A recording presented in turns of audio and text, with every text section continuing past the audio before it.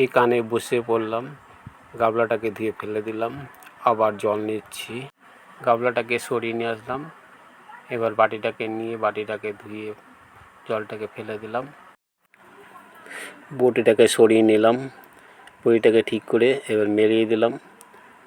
এবার এর পাশে লঙ্কা, এখান থেকে লঙ্কা এক এক করে লঙ্কা বেছে নেব, বুটাগুলোকে ছাড়িয়ে নিচ্ছি, এক এক করে বুটাগুলো ছাড়াচ্ছি। বাইরে একজনে দাঁড়িয়ে ছিল, আমার সঙ্গে কথা বলছিল, আমি তার সঙ্গে কথা বলছিলাম। এদিকে আমার কাজ আমি করছিলাম, তার কাজ সে করছিল। কথা বলতে বলতে লঙ্কার বুটাগুলো ছাড়ানো হয়ে গেল। যেহেতু কাঁচা লঙ্কা তবু একটু শুকা শুকা হয়ে গিয়েছিলো, ওই জন্য কষলে কষলে ধুয়ে লঙ্কাটাকে বাটিতে নিয়ে নিলাম। এবার রসুনগুলোকে এক এক করে ছাড়িয়ে নেব, এক একটা করে কোয়া ছাড়িয়ে ছাড়িয়ে একবারে ধুয়ে নেব।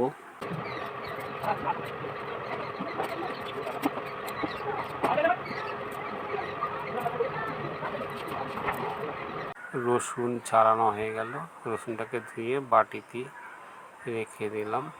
এবার আদাটা নিয়ে নিলাম, আদার খোসাটাকে ছাড়িয়ে নিই।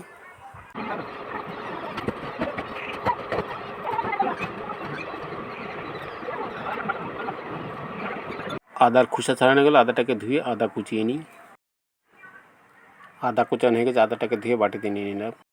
পেঁয়াজটাকে নিয়ে নিলাম, পেঁয়াজটাকে কেটে কুচিয়ে নেব।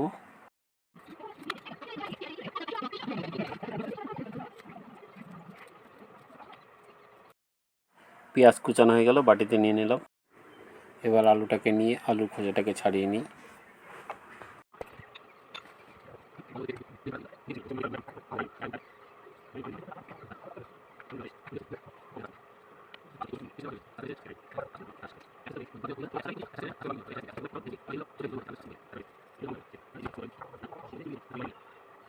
আলুর খোসা ছাড়িয়ে আলু কাটা হয়ে গেল। আলুগুলোকে ভালো করে ধুয়ে জলটাকে ফেলে এখানে রেখে দিলাম। সোয়াবিনগুলোকে এবার একটু চেপে চেপে দিলাম যাতে ভিজে যায় ভালো করে। এবার বাটিটাকে শিলের কাছে নিয়ে যাই, বাটনাটাকে বেটে নিয়ে আসি। জিরের কৌটোটাকে এখানে নিয়ে নিয়েছি, শিলটাকে পেতে নিয়ে এলাম, শিলের উপর নোয়াটাকে রেখে দিলাম।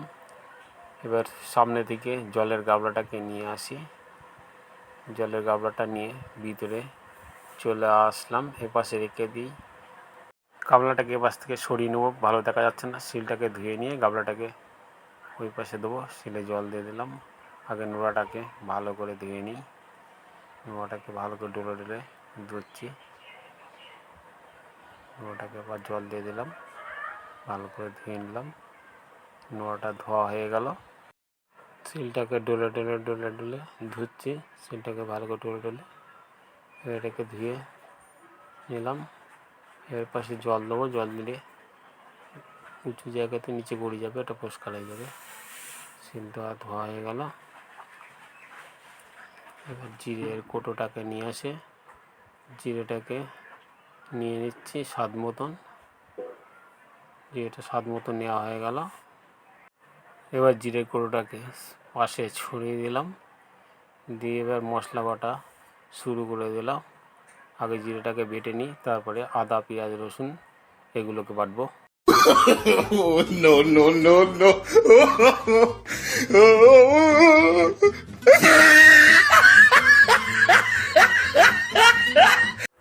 জিরে বাটা হয়ে গেল, পেঁয়াজ রসুন আদা এগুলোকে ঢেলে দিলাম। এবার এগুলোকে বেটে নিই, বাটা শুরু করে দিলাম।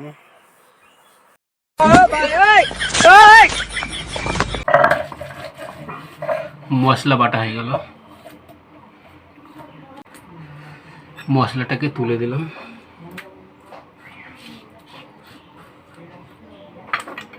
একেবারে নোড়াটাকে ধুয়ে দিচ্ছি, তারপরে শিলটাকেও একেবারে ধুয়ে দেবো।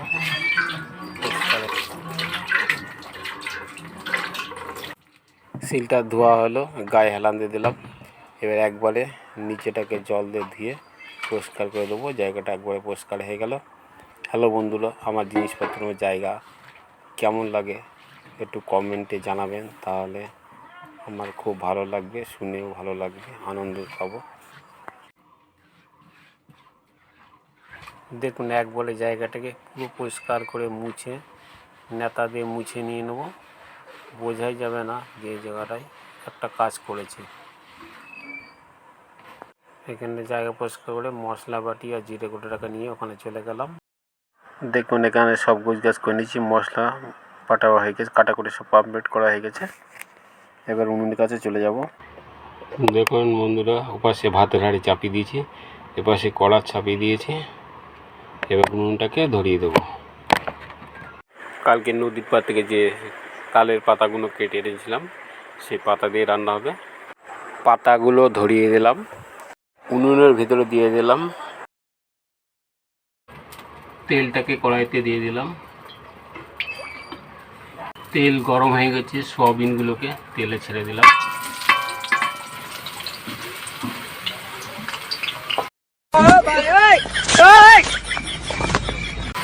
সোয়াবিনগুলোকে লাল লাল করে ভাজা করে লাগাবো। সোয়াবিনগুলো লাল লাল করে ভাজা হয়ে গেছে, এবার নামিয়ে নেব। शाबाश बेटा, बहुत बढ़िया। আলুগুলোকে ভেজে নেব, তেলে ছেড়ে দিলাম। আলুগুলো লাল লাল করে ভাজা হয়ে গেছে, আলু ভাজাগুলোকে নামিয়ে নেব।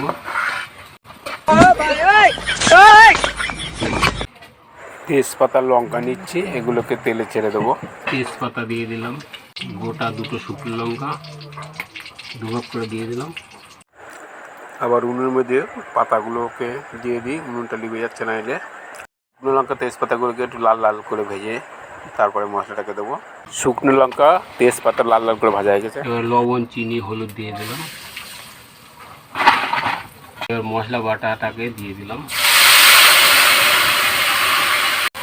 দেখুন কত সুন্দর কালারটা এসেছে, শুধু একমাত্র লবণ চিনি হলুদ দিলেই এরকম কালারটা আসে। মশলাটাকে নাড়াচাড়া করে নিচ্ছি, এরপরে আলু সোয়াবিন দিয়ে দেবো। পাশ থেকে আলু সোয়াবিনটাকে নিয়ে এসে কড়াইতে দিয়ে দেবো। এবার আলু সোয়াবিন ভাজাগুলোকে ঢেলে দিলাম।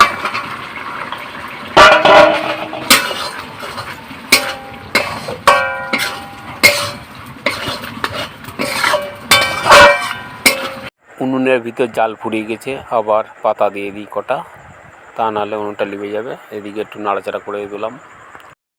স্বাদ মতো লবণ দিয়ে দিলাম, স্বাদ মতো হলুদ দিয়ে দিলাম। লবণ হলুদ দিয়ে দিয়েছি, এবার টুকটুক করে এটাকে একটু কষে নিই। নাড়াচাড়া না করলে তলায় লেগে যাবে, পুড়ে যাবে, গন্ধ হবে, খেতে ভালো লাগবে না। এভাবে একটু নাড়াচাড়া করে নিই। No, no, no, no. কষা হয়ে গেছে, জল দিয়ে দিলাম। নাড়াচাড়া করে ঢাকাটা দিয়ে দিলাম। ভাত হয়ে গেছে, ভাতটাকে নামিয়ে উপর দিয়ে দেবো। কড়াইটাকে এপাশের বড় উনুনে চাপিয়ে দিলাম, এপাশে এই টালি ভাঙাটাকে দিয়ে দিলাম। সোয়াবিনের তরকারি হয়ে গেল, নামিয়ে দিলাম। সোয়াবিন কষাটা সেই লাগছে দেখতে। হ্যালো বন্ধুরা, দেখো পান্তা ভাতের পরে সোয়াবিন দিয়ে নিয়েছি, সোয়াবিন তরকারি হয়েছে। দিকে পান্তা ভাত দিয়ে সোয়াবিন খাবো। সোয়াবিনের তরকারি দিয়ে মাখিয়ে নিই, পান্তা ভাত তো সব একবারেই মাখিয়ে নিই। দুটো তেজপাতা ছিল, তেজপাতা দুটো ফেলে দিলাম। এদিকে লবণ নিয়ে নিলাম, যেহেতু কাঁচা লবণ নয়, লবণটা ভাজা লবণ আছে, ভাজা লবণ নিয়ে নিলাম 2 চামচ। এবার সবগুলোকে একসঙ্গে মাখিয়ে নিই। পান্তা ভাত তো আলাদা করে আর কিছু নেই, একবারেই মাখিয়ে নিই। পান্তা ভাত দিয়ে সোয়াবিন কি ভালো লাগবে, তবু যেটুকু লাগে দেখি। দেখতে পাচ্ছেন পান্তা ভাতই খাচ্ছি বন্ধুরা, ভালোই লাগছে তো। সোয়াবিন তরকারিটা তো খারাপ করিনি, সেভাবেই করেছি, হেভি লাগছে। সোয়াবিন দিয়ে ভাত খাচ্ছি, মনে হচ্ছে টক ডাল দিয়ে ভাত খাচ্ছি। পান্তা ভাত তো। একটু জল খেয়ে নিই ঢলে করে। পান্তা ভাত তো আমার করে তাড়াতাড়ি খাওয়া যাবে, যেহেতু আমি একটু তাড়াতাড়ি খাই। অনেকে দেখি ভাতে অনেক সময় বসে বসে খাই, আমার দ্বারাই হবে না। যখন বাজবো তাড়াতাড়ি হামাম করে দেবো, তাড়াতাড়ি খাওয়া যাবে। আলু ভাজা করে নেওয়া সুন্দর লাগে। পান্তা ভাত দিয়ে সোয়াবিন জীবনে প্রথমবারই খাচ্ছি, এক করে খারাপ লাগে না, ভালো লাগছে। Oh, no, no, no, no. Hello বন্ধুরা, ভিডিওটা দেখে ভালো লাগলে লাইক কমেন্ট শেয়ার এবং চ্যানেলটিকে সাবস্ক্রাইব করবেন। আবার ফিরে আসছি পরের ভিডিওতে।